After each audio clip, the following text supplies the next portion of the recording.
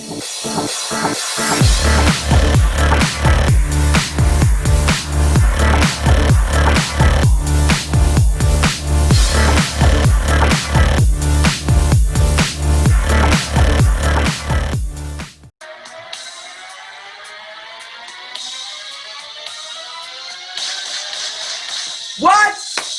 Who's back? Yeah. What's up, everybody? What's up, boys? Oh, Yeah. man. Long time no talk, my man. Everybody, just so you know, I'm with my man, Jason Rosell, right here. He was from I Love New York, I Love Money, I Love Money 1 and 2. You've got this exercise program that was all over the news. You're on media outlets. Man, what are you up to today since I Love New York, man? Jesus. Woo. You believe it or not, doing all that was great, but now I'm actually a life, wellness, relationship, and branding coach to thousands each year, helping people just get their bodies right, their minds right, and most importantly, be happy and rock our bodies. You know what I'm saying? Yeah, I saw you got like 100,000 followers online to my like 5,000. You're crushing me these days, man. Ah, man, you know what it is? Shortly, after we did our shows, I went straight into starting my fitness company, Caliente Fitness, while I was acting. I don't know if I ever told you or anyone, I did 4 episodes of All My Children. And I have no idea. People thought like, oh, look, you're a good actor and all, but I saw what you used to look like, and I think you should like get into that industry. And I was like, what? That I used to be fat for like almost 20 plus years? And they're like, yeah.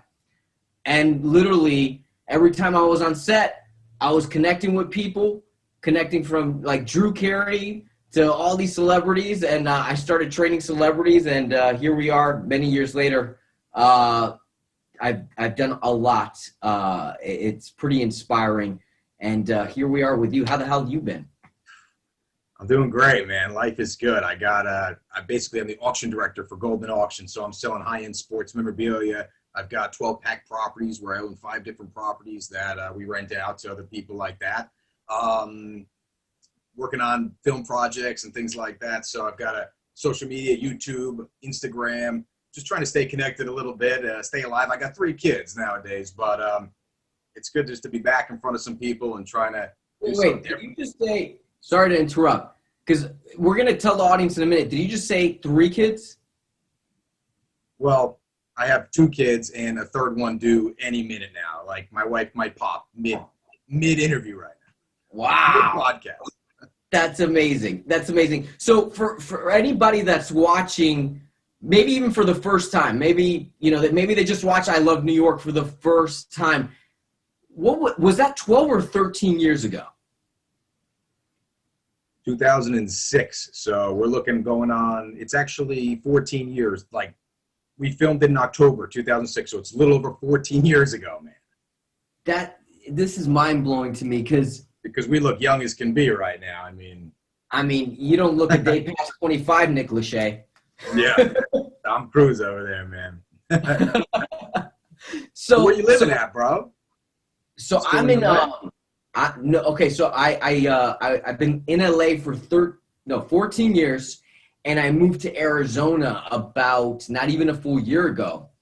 And I've been blessed throughout the past 5 years. I've been doing mainly daytime TV as a lifestyle wellness expert because I have a few like recipe books, life coaching.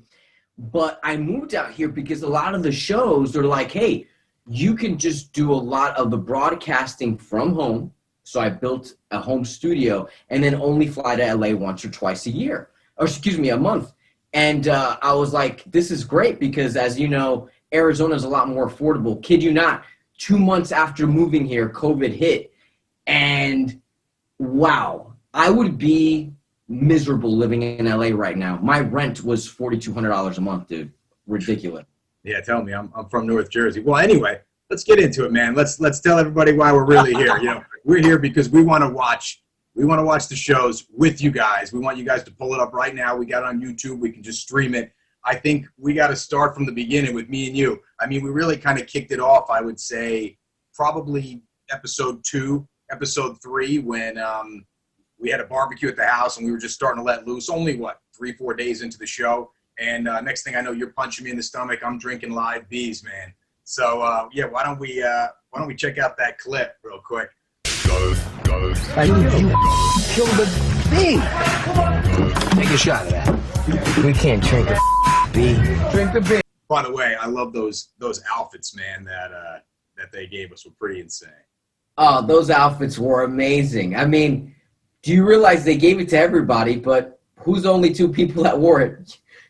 Literally, you and I, but you decided to take yours off halfway through because you decided to, you found, what was it? You found the living bee, and you decided to put hot sauce in a shot glass and chug it. I was pretty drunk, so I decided to drink a live bee. Tell him! Oh, man! Oh! I'm screaming. I'm saying this man just ate a living bee.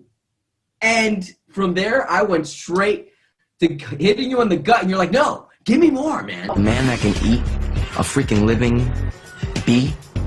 Come on, how can he not love that kid? Kill that bee. Give me a shot. Come on. No, what is that? Come on, I'm 12 apart. Give me more. We tried to kill the bee with Patron and gut punches. So I think it worked because I didn't get stung. I was waiting for, I'm the guy on reality TV's got to go to the hospital. I drank a bee, you know, who doesn't go on reality TV, drink a bee, you know, get punched in the stomach, kill it with Patron. All right, so you got Mr. Boston kissing on her, man, way too much. When I look back and I see Mr. Boston, like, kissing on her, I'm kind of like, man, that's weird looking, you know what I mean? It's, oh, man. Oh, man. So, all right. So, anyway, that day ends. T-Weed gets eliminated, and then we go into our most iconic episode, really, when you and I really became boys, and it's the Doghouse Challenge. New York comes out, tells us we have to build a doghouse, and me and you are on the same team. Somehow I win a coin toss to be paymaster, and that's when my whole fate on the show and pretty much our lives changed with the Party Boys. So, I guess let's take it through the Doghouse Challenge, man. What do you remember about that challenge, man? That was 14 years ago. Jesus. I mean, I got to say, I'm not good with building stuff, and I said it back then, and I'll say it still to this day. Lucky enough, you were very confident. You're like, you know, I built a few things, yada, yada. It was me, you, real clearly. You start doing a lot of the work. You had me kind of like, no, you were doing a lot of work as well, man. Well, no, I was. You were like, hey, go grab this, do this. But you were kind of like the captain.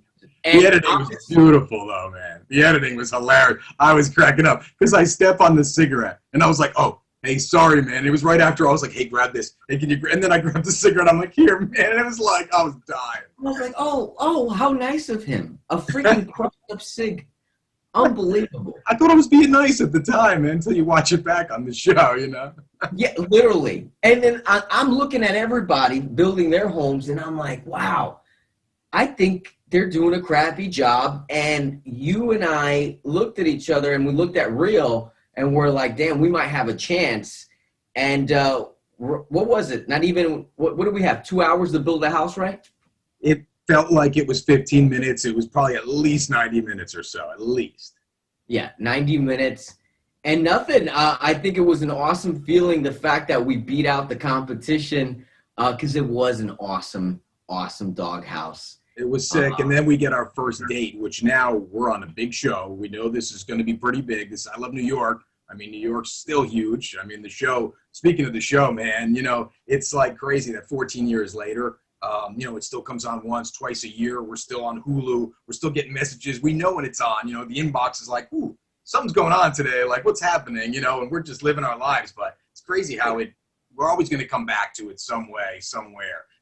I had a producer very recently, I don't know if I told you this, he said, do you realize they don't even do this for The Bachelor, The Bachelorette, or Survivor? I said, what? You're like, yeah. Like, this is like an iconic show. We forget about it. You have your own life. I got mine. But now they're doing reruns twice a year. 14, what was it? We did a Where Are They Now? Where Are They Now in our 20s, man? You know, like, you watch Where Are They Now, and you're like, man, Donny Osmond or whoever. You're like, oh wait, about a decade ago. You know, what shows next after Where Are They Now when you're in your 20s? You know, I think they just had a reunion. You know, I mean, how you and I aren't part of it, I don't know. We're having our own right here, so who really cares? I'm hanging out in New York City, you know, just relaxing, man. You're out in Arizona, man. But well, let's take it through the scene because this is where we came down and we became the party boys. So we win the challenge. New York comes out, tells us we have this date, and I'm thinking, this is it. I'm the paymaster. I get my one-on-one. But you had your date first, man. Take us through that date. Yeah, so I was the entree, so to speak, because you were Real was the appetizer, you were the dessert. So they take us out back the huge, you know, what was it, a 12-bedroom mansion. We're out by the pool deck, and you know, I had eating at that time because I know you had a few drinks. We both did before we scheduled. I was drinking several drinks prior to. So they have steak, they got mussel, shrimp. So I'm just going to town. I'm drinking, I'm eating. And she goes straight for the kill because the episode prior, she said, hey, look, if you were stuck in a deserted island, this was Omarosa, Sister Patterson, and New York. You're stuck in a deserted island. And literally there's only enough food for one or two people. Who's going to eat first? Instantly, I said, well, I'm going to eat first. Then comes my mom, then my grandma, and then New York. I just packed my own bags, right? Man. And again, I was forgetting this was a competition show. I'm thinking common sense. If I have to go climb up and grab coconuts, who's going to go eat first? I have to freaking survive. So I'm thinking that's it. Fast forward, she brings that up. She's like, okay, fine. So if we end up, you end up winning my heart, where are we going to live? I said, we're going to live together. You're going to live with me. She's like, are you cool if I spend the night at my guy's friend's house? And I was like, okay. Like, and doing what? You know, what if we're like spooning? That was a little weird. It was very weird. Why are you asking me if you want to end up with me and spend the night with other guys? Then you can hear somebody's talking into the microphone into her ear. Trick you into saying something, man. Oh, totally. And, you know, with editing, mind you, I had a few cocktails, but when you edit it, any kind of cuts, I'm over there looking loopy as hell, right? Even I look at it, I'm like, damn, but I was tipsy, but I wasn't full drunk. I know you've been digging me and feeling me. Whoop-de-doo. But guess what? You're studying me like I'm studying you. Can I tell you something? Thank you. With my butter lips. Butter lips are just juicy lips. They're just so irresistible. And when you put them in your lips, you feel this tingle, and you're just like, I want some more butter. I want some more butter, and she gives me that butter, and it tastes so good. It's like 9 p.m., by the way. It's like 9 p.m. I'm wearing a choker that's going from here to here. Oh, man, that thing is priceless. And fast forward, nothing. She's like, and she gives you a kiss, which I was not expecting the kiss at the end, man. I was expecting, like, she's setting you up. You don't see it, and then you watch, and you're like, maybe it was a cool – and she, like, New York's, like, trying to play it cool, too, because you guys probably were hitting it off a little bit, but she, in her mind, they got the storyline, like, you kind of – you know, they're building into this thing, but then she comes in for the kiss, and it's like, all right, maybe he's sticking around for a little bit, you know? I mean – Absolutely. You don't know, because producers, as you know, they never can tell someone, do exactly this. They can only say, hey, this is going to look pretty good, but you can do whatever you want. And, I didn't see the date, by the way. I was inside, like on the couch, thinking, "What am I in for coming up, man?" Oh yeah. So let's go to your scene. Obviously, you're the dessert, and as we're watching the episode, you have a very special date in the sense that it's you, New York, and a Kamasutra lady.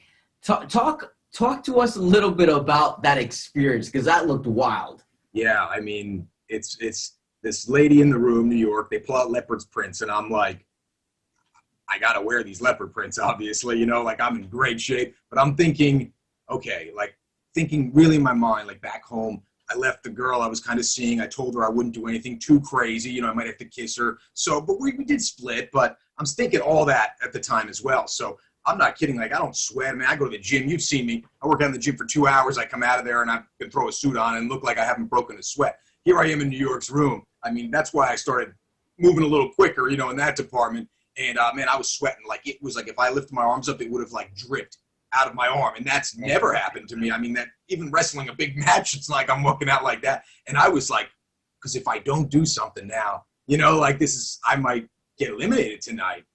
So I got to like really play into this thing. And we were doing some great moves. It's very intimate and fun at the same time. As one of my friends calls it.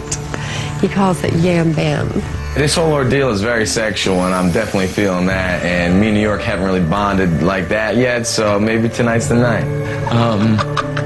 May I use the restroom? Is that cool? Yeah, go ahead. Do you mind if I interrupt this? Go. You know, and I look back at it now, you know, granted, New York, I'm 14 years older, so I would have been older than New York. New York, I think, was like a year or two older than me, actually. So if I was older, New York's in her 20s, maybe in my mindset now, I could have played into that role a lot more. Maybe like, I probably would have beat Tang. I might have won that show if I was really going in there and trying to make something happen. But, you know, anyway, we kill it. And then I go outside, and who do I see? I see Real climbing up on the balcony, midday. I'm already like, what is going on? Like, this is crazy. We're on TV. Here comes a guy climbing up the balcony, and you're standing down there with this Romeo and Juliet poetry. I've seen you, and you, and you.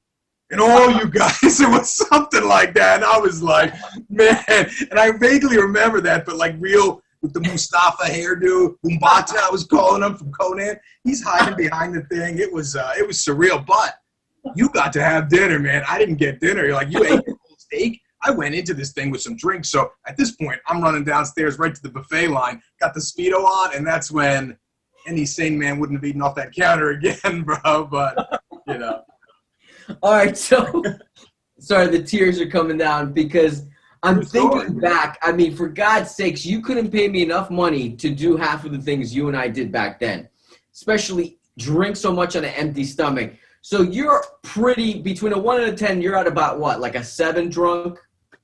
I think it's more a combination of feeling good that just had a great date. I'm wearing this crazy outfit that they put me in. I'm on the TV. So now, like, I'm just a little confident, like thinking I'm going to be like this bigger thing. Like, this was the scene. Remember, I almost got eliminated day 2 when Romance said I had a girlfriend. So I'm thinking, like, I just made something cool and big happen. So, you know that feeling when you make it past an episode or something big happens that you're on. You get this excitement. So I came down, and it probably was, you know, I mean, there was blood. If I drank even now what I had then, you wouldn't have seen me until like Tuesday. You know, I would have been like sitting next episode out. But at this point, I'm just warming up, eating the beef stroganoff, whatever the heck was on the counter. But, man, I was just feeling good. That's why we were dancing. So let's just walk the audience through the moment. You're done with the date. You're feeling confident, feeling great. You got your shades on. It's God knows probably 11, 12 o'clock in the evening. What day? Who knows? At least. Well, we know it was a Saturday now, but it was probably 2 or 3 at this point. I mean, seriously. And this is Pacific time. I'm a Jersey guy. So for me, it's probably 5 o'clock, you know, like every time. So 5 o'clock in the morning for you, it's me, you, Real, and Onyx, and somebody else in the kitchen. And you looked directly at Real and you said, hey, Real, you're going to stay up with us and drink all night? And he says, hell no. He says, stop being a whiny bitch. You're going to stay up? I literally, if you look at the scene, my eyes, you're basically freaking you're shirtless wearing Speedos. I look at you. This is me in the scene. You should have spent a lot of time with her. Yo, we had a girl come in and just some tantra. I have my legs like. Are you serious? Yeah, rubbing oil. I think I'm ready to go to sleep. Yeah, this is your bitch. Hey, you gonna stay up and drink all night? Yeah, right. Oh my God, you guys. Mind you, That's right. You were everyone was kind of like looking like, okay, the chest. How's my chest looking? There was like a chest. I was watching them, man. I was dying. Well, think about it. We're all with our clothes on. I'm like, this guy is ripped out of his mind. He's wearing shades. He looks like freaking Superman here, a Nick Lachey Superman dude. And I'm like, yeah, why not? I'll stay up and drink. Cut to Onyx. Me and you are in the living room. Mind you guys, for anyone that's never really learned or understood reality TV, we have no television sets. We have no books. The only entertainment we have is ourselves, right? No privacy. Can't talk to the cameraman. Can't talk to the cameraman. None of that. And if we stay up, the cameraman's got to stay up the whole time. This is the best part. He did not like. He did not like us. They definitely did not like me. I would stay up. God knows, so late at night and everybody's sleeping. Anyways, 12-pack starts curling, God knows, chairs or whatever he's doing at this point. I'm like, dude, what do we do? I start singing Backstreet Boys. Literally, I'm like, okay, come on, everybody rock your body. I start singing, everybody. This man decides to do a whole freaking robot dance. Which I didn't even know until that time. You know what? Let's roll the clip, man. Let's do it. Is he steroid that does not talk to you? Everybody.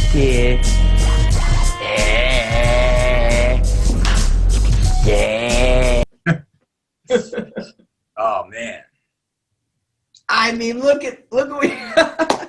The fact that Onyx rolls downstairs and then he's like, these two guys, I just smelled, I was drinking Tanqueray, and whatever. But man, yeah, this was great times here. And then we're outside and we're talking. And, I don't remember. We're just talking just because there's nothing else to do. And we're hanging, smoking the Zergets. And the words are like slurring out. But I look over to you and I can't see. I got the sunglasses on. I had my outfit still on. And I look over and you're like poking my arm or something. And I had to pull the shades down to like see you. And it looks like I'm like giving the wink. And the scene is priceless, man. They first off, credit to the producers. They took the Brokeback Mountain soundtrack, okay, because that cost a lot of money. And they took me saying, not me, but everybody in this joint knows that you have the best body. And then I kept on going. Mind you, he's wearing shades. He's nodding his head. He can't see me. I'm like, the fact that you can lift weights while smoking Surrogates? And he literally rolls his freaking shades down. He's like, Surrogates, yeah. I can smoke Surrogates all day and lift weights. And then he pulls one of the biceps, and I'm like this. Oh. Wow. It was like such... Damn it.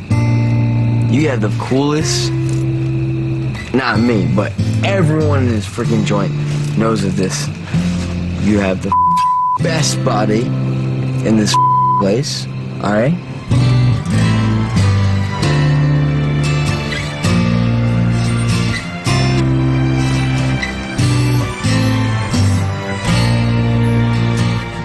Just for some fact that you can lift weights, smoke cigarettes, and just for the fact that you can do backflips, smoking a Surrogate. Surrogate. I smoke Surrogates all day, man. Surrogates are good, man. You're drinking and just delivering like the liners, like, all right, what am I gotta come up with another one here. I got this one here. You and everybody knows of this. And, they're like, these are just powerful lines, man. You come in with the acting experience, man. Let's also tell the audience a behind-the-scenes clip. Hopefully they can see it here if we can do this in post-production, where you decide to put tanning eye goggles on. The goggles, yeah. And you did the voice, like, yeah. Which was it? Yeah, in Germany they played this scene, but in New Jersey they're too weak to play a scene like that because of vulgarity and talking about New York's private parts, Just literally. like that. Snap right into it, man. It was great. So at we can this find point, it in this country. Literally. So let's tell the audience, let's play the clip. We maybe slept an hour because Sister Patterson decides to wake us up to go to church. Hit play. Let's watch this clip. Get up. Okay, guys, rise and shine. Get up. We're going to church today. Sister Patterson wants us to go to church this morning, and I am still completely drunk. I don't know if I'm gonna make it through this thing.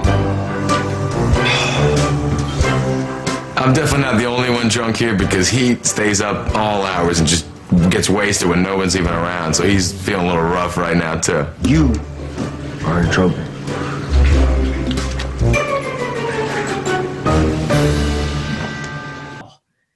Dude, my head was pounding, bro. I was dying. I actually was still basically feeling good from the night before, so I was ready to go. I couldn't have drove to church, but I at least was awake and lively during it because I still was feeling good, man. It was only a few hours for me that I'd been down, man. Yeah, I don't know what it was. Mind you, I'm 2 years older than you, so maybe the age got to me at that point. All I know is I was guzzling vitamin emergency, and I was dying. So fast forward, we're at the church. How do you feel being at church right now?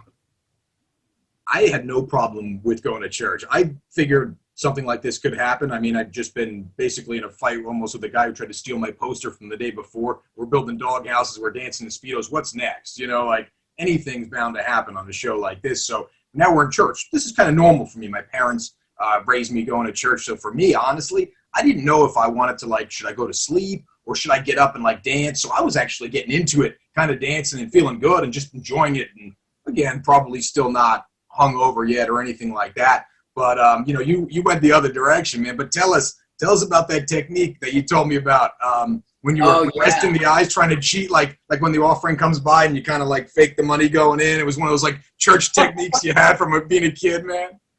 Literally. So ever since, you know, I'm Catholic, so for many years I was going to church every Sunday, and I used to go with Yaya, my grandma. So I literally would always close my eyes and pull one of these, and as soon as, like, they would talk, I would go like this. Mind you, I'm thinking I'm safe. I've been here. I've done this before. Mind you, we were at it was an all African-American black church, yeah? Yes, it was. So like nothing I've ever been to before. Yeah, so this is the first time for me in that arena, but I still felt good. It was cool. What's that? It was cool. I mean, you know, it was a good time. I thought it was super cool. I thought the fact that even Sister Patterson getting up there with the mic, I was like, this is great. Yap all you want. I'm going to sleep. Literally, that's all I kept on thinking about. What I forgot was one major detail. Unlike you, I forgot that we were filming reality television. And I legit passed out, and they cut to the sequence. It's a daydream of me and 12-Pack. Let's hit play on this so everybody can watch this this is again. great. Truly, it is an anointed day today for me to even stand in your presence. I don't know how I got here. I don't know what I'm doing here, but I come to tell you, the Lord sent me here. The Lord, He knows why I'm here today. He ordered my footsteps to be in your presence. And the only thing He told me is, bless my people. No, what is that? Come on, 12-pack. Everybody rock those left butts.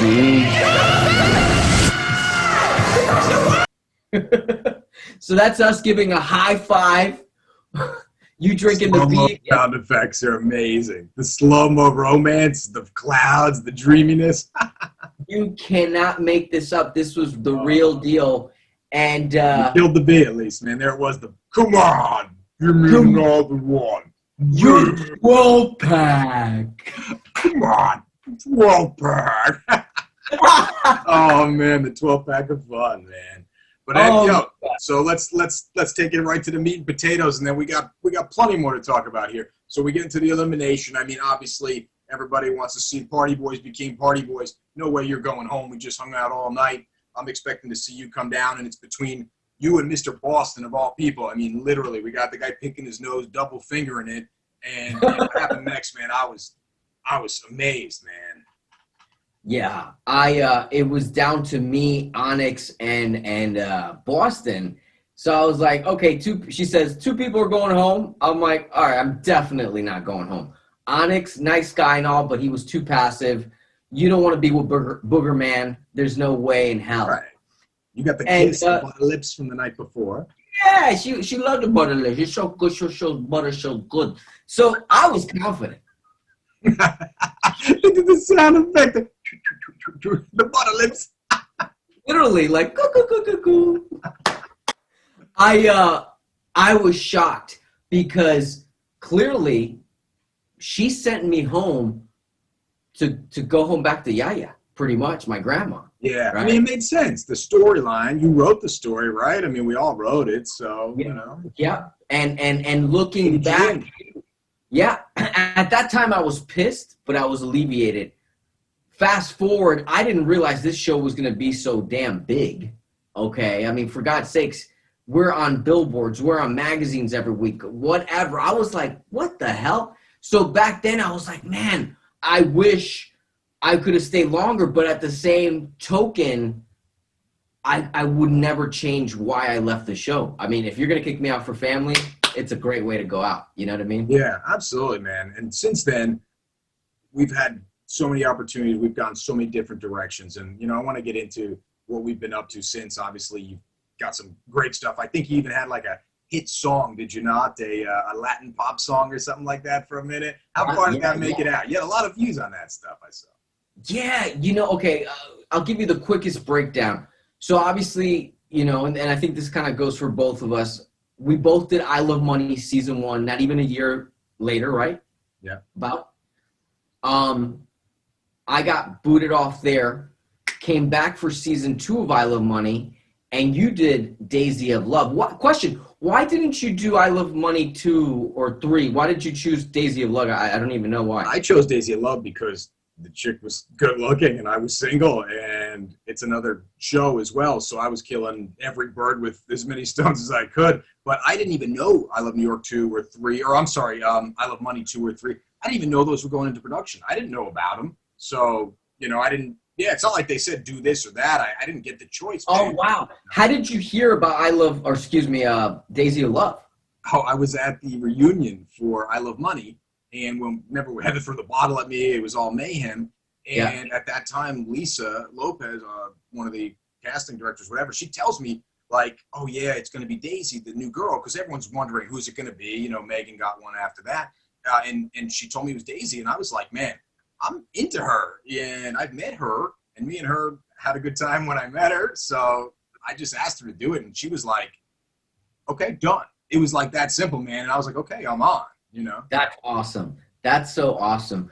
And clearly you did really well on that show as well. You were one of the top 3 to make it at the end. So we'll go fast forward, like you said. Yeah, man. Let me hear about this pop music that you got into, the Caliente. The Caliente. So Caliente? Yeah, it is Caliente. The album is called Caliente, and of course I got the slogan from using it so much on the I Love Monies. And here's the interesting part. I got it to be in the top 20 Latin board EDM Latin top hits. Top 20 on MTV too. Landed on television all over again. But here's what I learned with the music industry. It's insane. And I did a killer music video. You can check it out on YouTube.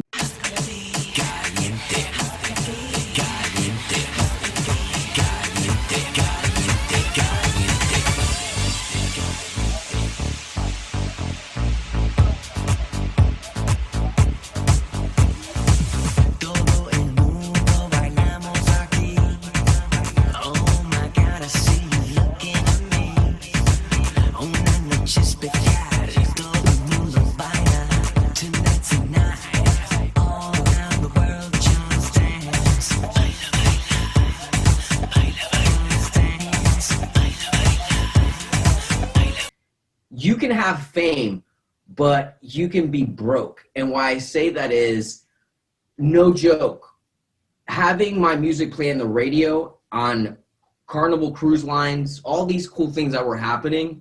Mind you, I didn't use VH1 fame.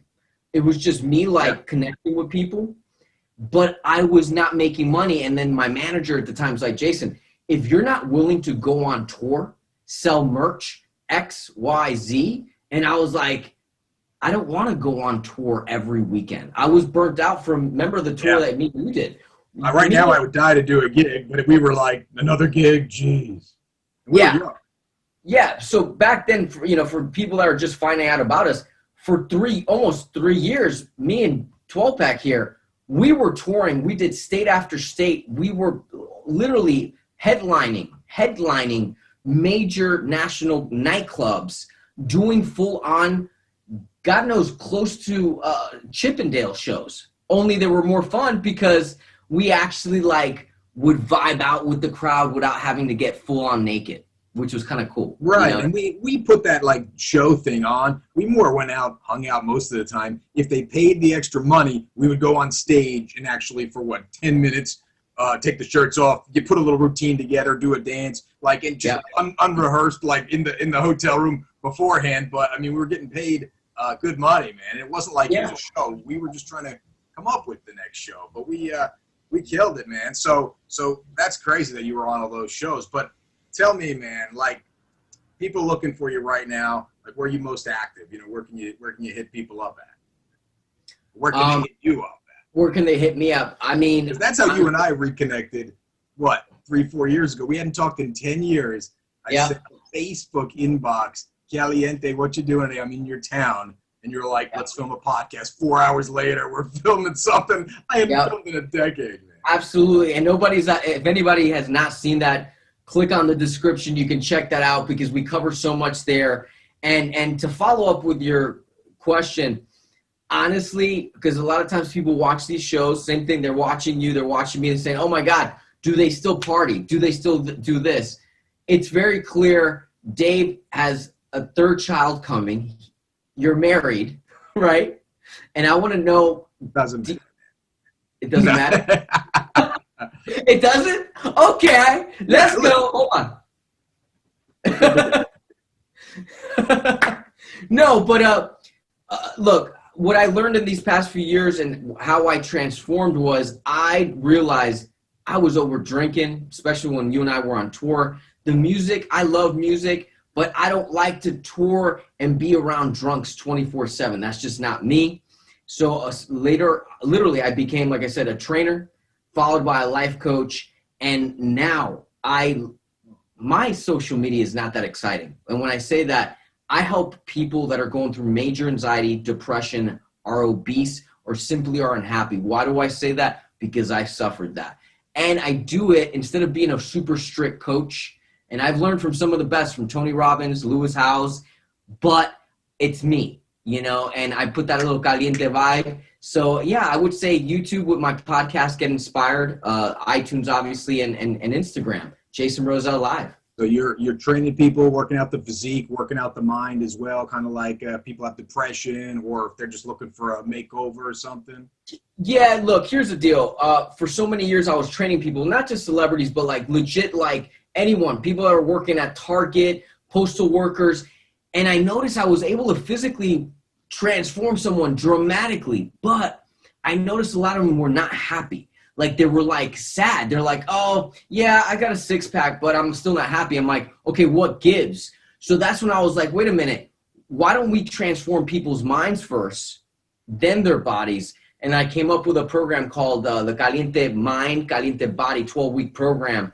And literally, Dave, when I tell you I've helped thousands of people, mainly online, of course, change, but more so here, because you can be a billionaire, you can have the best body, but if you're not happy, you ain't got nothing. So that's what I pride myself in nowadays and how I help people.